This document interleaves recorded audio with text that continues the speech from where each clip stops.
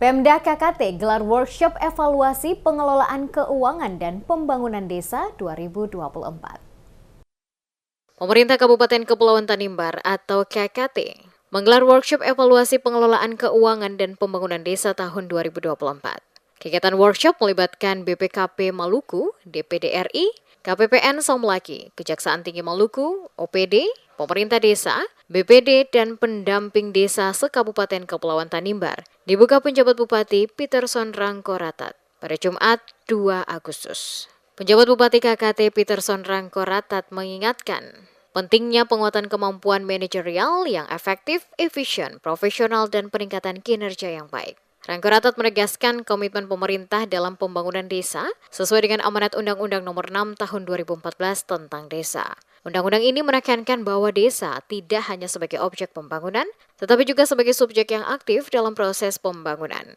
Pembangunan desa diharapkan dapat menjadi solusi untuk mengatasi ketimpangan pendapatan antara masyarakat desa dan perkotaan.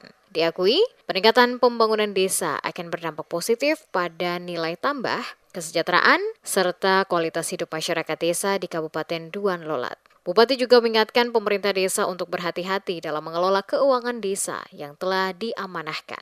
Rangkoratat berharap melalui workshop nantinya berdampak tidak ada lagi desa yang sangat tertinggal dan desa tertinggal di kabupaten itu. Karena berdasarkan hasil verifikasi pada tahun 2024 dari 80 desa, terdapat 15 desa mandiri, 63 desa maju, dan 2 desa berkembang. Otonomi desa telah memunculkan beberapa desa yang begitu maju dengan berbagai inisiatif dan inovasinya.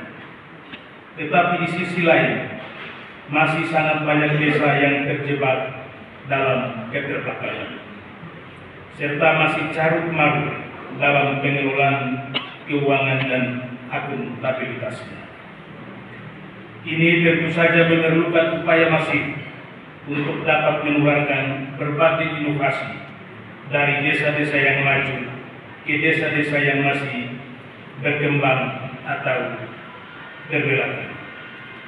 Sebagai informasi bahwa Kabupaten Kepulauan Tanimbar hasil pelaksanaan indeks desa membangun dalam 3 tahun terakhir ini mengalami peningkatan. Anggota Komisi 4 DPD RI Novita Anakota turut hadir dalam workshop tersebut menjelaskan upaya pemerintah dalam mendorong pembangunan desa yang berkelanjutan dan merata, serta mendukung penguatan kapasitas desa dalam mengelola keuangan dan pembangunan.